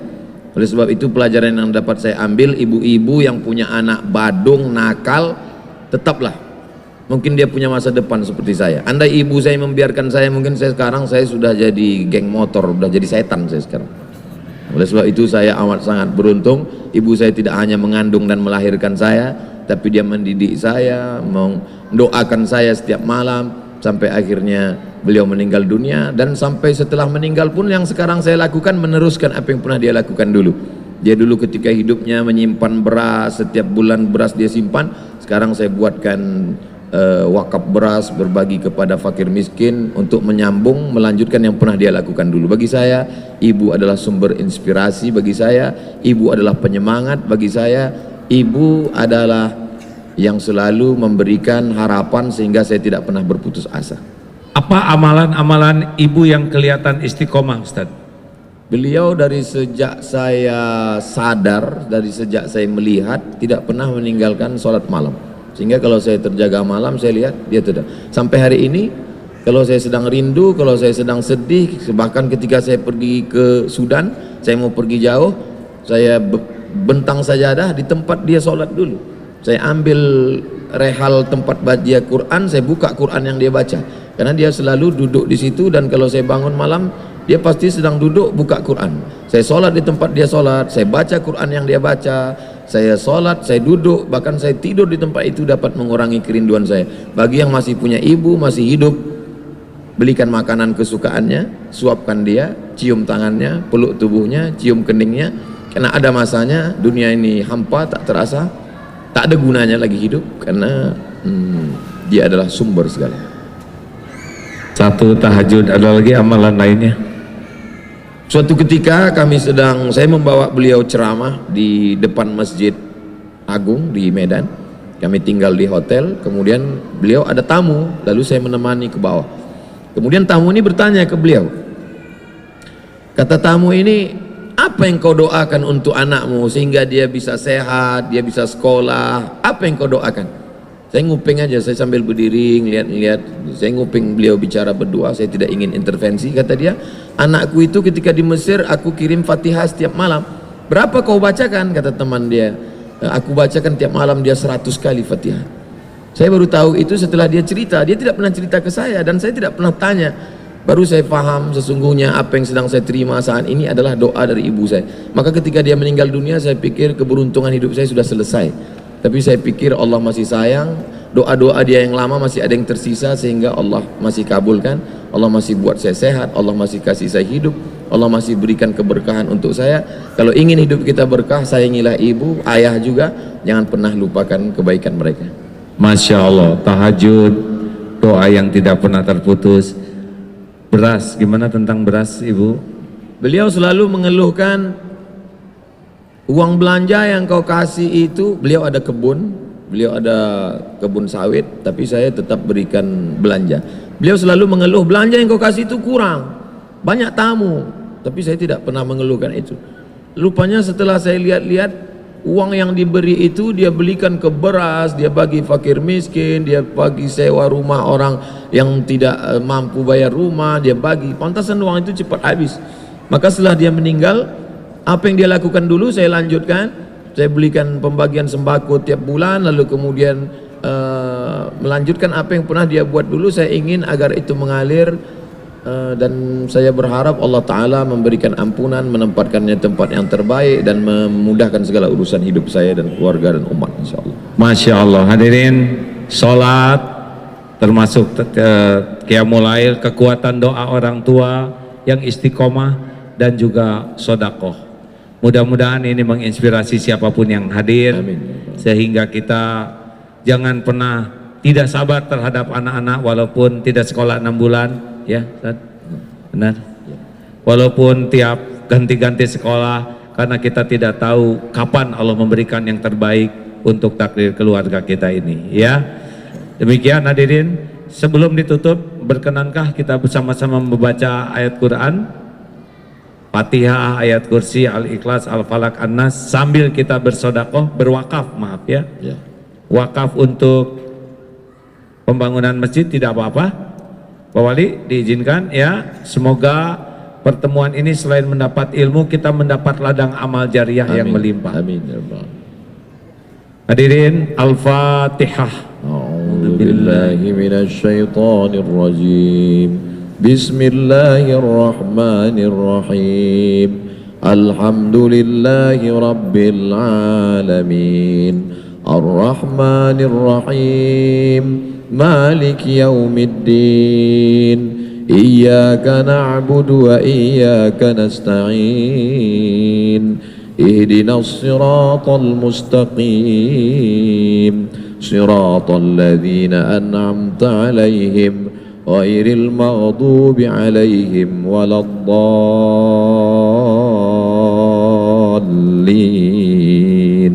آمين. Kursi. الله لا إله إلا هو الحي القيوم لا تأخذه سنة ولا نوم له ما في السماوات وما في الأرض من ذا الذي يشفع عنده إلا بإذنه يعلم ما بين أيديهم وما خلفهم ولا يحيطون بشيء من علمه إلا بما شاء وسع كرسيه السماوات والأرض ولا يؤوده حفظهما وهو العلي العظيم. Kelas Al-Falaq, An-Nas, mari. Bismillahirrahmanirrahim. قل هو الله أحد الله الصمد لم يلد ولم يولد ولم يكن له كفوا أحد بسم الله الرحمن الرحيم قل أعوذ برب الفلق من شر ما خلق ومن شر غاسق إذا وقب ومن شر النفاثات في العقد ومن شر حاسد إذا حسد بسم الله الرحمن الرحيم قل أعوذ برب الناس ملك الناس إله الناس من شر الوسواس الخناس الذي يوسوس في صدور الناس من الجنة والناس. Salawat. اللهم صل على سيدنا محمد وعلى آل سيدنا محمد. اللهم صل على سيدنا محمد وعلى آل سيدنا محمد. اللهم صل على سيدنا محمد وعلى آل سيدنا محمد. Masya Allah. Fadol doa Ustaz. أعوذ بالله من الشيطان الرجيم بسم الله الرحمن الرحيم الحمد لله رب العالمين والصلاة والسلام على أشرف الأنبياء والمرسلين وعلى آله وصحبه أجمعين. Amin ya Allah. Rabbana ighfir lana dhunubana, ampunkan dosa kami ya Allah. Dosa mata kami melihat yang tidak Engkau ridhai ya Allah. Wali abaina, ayah kami ya Allah, melepuh kulit mereka untuk menyarikan biaya sekolah kami, tak dapat kami balas budi baiknya ya Allah. Wali ummahatina, ampunkan dosa ibu kami ya Allah yang melahirkan kami meregang nyawa 9 bulan 10 hari, wahnan ala wahnin, lemah di atas lemah. Kalau dia masih hidup, panjangkan umurnya ya Allah. Sahih ajsadaha, sehatkan badannya ya Allah. Kalau dia sudah meninggal dunia, lapangkan kuburnya ya Allah. Allahumma ja'al qabraha radatan min riyadil jinan, jadikan kuburnya salah satu dari taman-taman surgamu ya Allah. Amin ya Allah. La taj'al qabraha hufratan min hufarin niran, jangan kau jadikan kuburnya salah satu dari lubang nerakamu ya Allah. Andai dapat kami memeluk tubuhnya yang rapuh, andai dapat kami cium tangannya, andai dapat kami cium keningnya, tapi semua kenangan itu tak dapat kami ulang kembali. Jadikanlah pemuda-pemuda kami orang-orang yang berbakti kepada orang tua ya Allah. Amin ya Rabb. Anak-anak kami, godaan mereka begitu besar, tantangan hidup mereka begitu kuat, maka perbaiki Allahumma aslih syababal muslimin, perbaiki akhlak anak-anak muda kami ya Allah. Allahumma dafa'an al-ghala wal waba wal fahsya wal riba wal zina, selamatkan mereka dari pergaulan bebas, bersihkan mereka dari narkoba, sucikan mereka dari perbuatan maksiat dan dosa ya Allah. Dulu waktu mereka lahir, kami yang membisikkan ke telinga mereka, la ilaha illallah.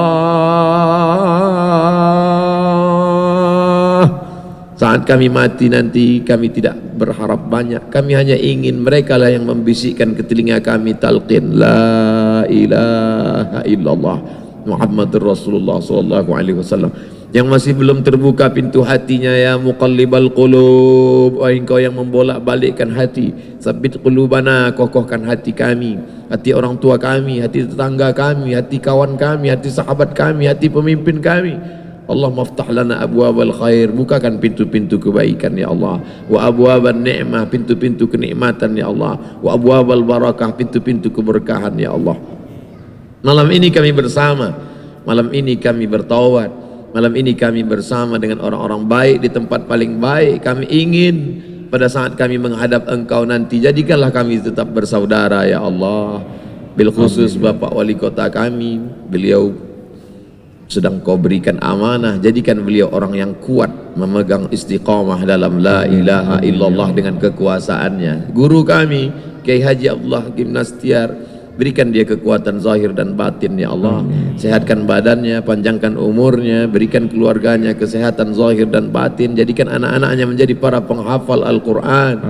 Allahumma ja'al abna'ana wa banatina min huffazil Qur'an wal hafizat. Jadikan anak-anak kami menjadi para penghafal Quran ya Allah.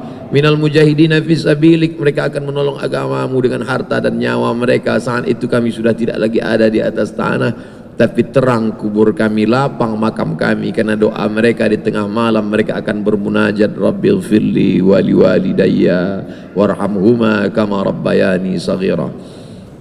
Kami rindu kepada Rasulullah. Tiap malam kami berkata, Assalamu alayka ayyuhan nabiyyu wa rahmatullah wa barakatuh. Allahumma jma'na ma'al habibil mustafa fi jannatikal ula.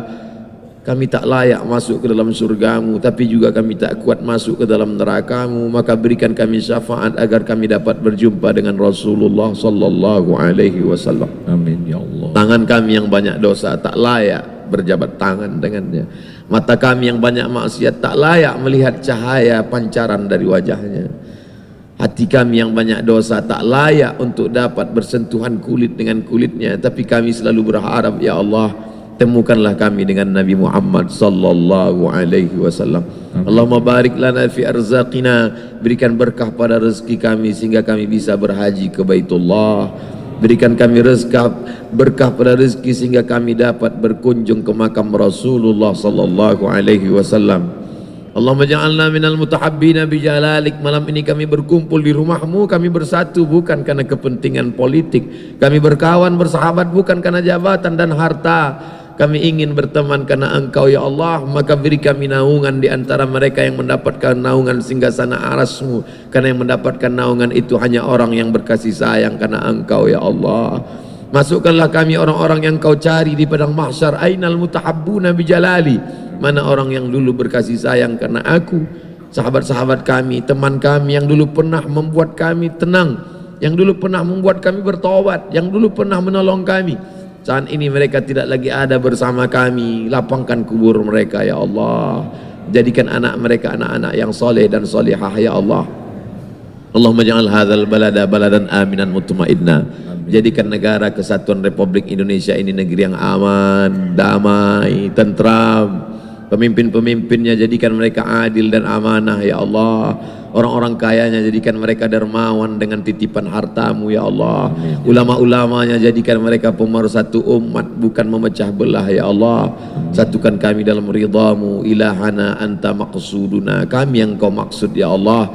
Engkau ridha kepada kami, ridhamu yang kami cari ya Allah. Wa adkhilnal jannata ma'al abrar. Masukkan kami ke dalam surgamu ya Allah. Rabbana atina fid dunya hasanah wa fil akhirati hasanah wa qina adzabannar. Allahumma ja'al akhir kalamina, jadikanlah akhir kalam kami ketika ajal kami tiba, saat malaikat maut mencabut nyawa kami, saat anak menantu kami berkeliling di samping jasad kami, yang terakhir keluar dari mulut kami, la ilaha illallah Muhammad Rasulullah sallallahu alaihi wasallam. Rabbana atina fid dunya hasanah wa fil akhirati hasanah wa qina adzabannar. Wa sallallahu ala sayyidina wa maulana Muhammad wa ala alihi wa sahbihi wa sallam walhamdulillahi rabbil alamin. Amin ya Allah ya Rasulullah. Ya Allah ya Hayyu ya Qayyum bi rahmatika nastaghits. Amin. Ya Allah, berikan kesembuhan jamaah yang sedang sakit ya Syafi. Berikan kelapangan yang sedang dihimpit kesulitan ya Allah. Ya Allah. Berikan kecukupan bagi yang sedang kekurangan ya Karim. Ya Allah, karuniakan kepada kami nikmat iman, nikmat ibadah, nikmat doa yang Engkau ijabah, nikmatnya berakhlakul karimah. Ya Allah, karuniakan kepada kami hati yang selalu ingat kepadamu, tubuh yang selalu patuh padamu. Karuniakan kepada kami hati yang merasakan indahnya cinta ya Allah, cinta kepadamu, cinta kepada Rasulmu. Ya Allah, golongkan kami menjadi hamba-hambamu yang selalu merasakan rindu. Rindu ingin bertemu denganmu ya Allah. Golongkan kami menjadi orang yang merasakan rindu ingin berjumpa dengan Rasulullah. Allahumma shalli ala sayyidina Muhammad. Amin ya Allah. Ya Allah, Wahai yang Maha mendengar, catatkan siapapun yang hadir ini menjadi ahli surga. Amin ya Allah. Amin. Jangan biarkan satupun di antara kami menjadi ahli neraka-Mu. Na'udzubillah. Ya Allah, Allahumma gfir lana wali walidina amhum Amin. kama rabbawna shighara. Amin. Ampuni ya Allah ibu bapak kami. Amin. Ampuni guru-guru kami. Amin. Ampuni orang-orang yang berbuat baik kepada kami. Amin. Ampuni hamba-hambamu yang pernah kami sakiti. Amin. Ampuni hamba-hambamu yang pernah menyakiti kami. Amin. Allahumma ighfir lil mu'minina wal mu'minat Amin. wal muslimina wal muslimat Amin. al ahya'i minhum wal amwat. Amin. Ya muqallibal qulub tsabbit qulubana ala dinik. Amin. Ya Allah, jangan cabut nikmat iman kami ini ya Allah. Amin. Istiqomahkan kami ya Karim. Ya Rabb. Allahumma inna nas'aluka imanan kamilan. Amin. Allahumma inna nas'aluka taubatan nasuha Amin. wa taubatan qoblal maut Amin. wa rahmatan indal maut Amin. wa maghfiratan ba'dal maut. Amin. Allahumma hawwin alaina fi sakaratil maut. Amin ya Allah. Allahumma inna nas'aluka husnal khatimah Amin. wa na'udzubika min su'il khatimah. Amin. Rabbana atina fid dunya hasanah wa fil akhirati hasanah wa qina adzabannar. Subhana rabbika rabbil izzati amma yasifun wa salamun alal mursalin walhamdulillahi Rabbil alamin. Alhamdulillah ya Allah. Terima kasih kepada guru kami ulama, Pak Majelis Ulama, Pak Wali dan seluruh jajaran dan sahabat sekalian. Kita tutup doa akhir majelis. Subhanakallahumma wa bihamdika asyhadu an la ilaha illa anta astaghfiruka wa atubu ilaik. Assalamualaikum warahmatullahi wabarakatuh.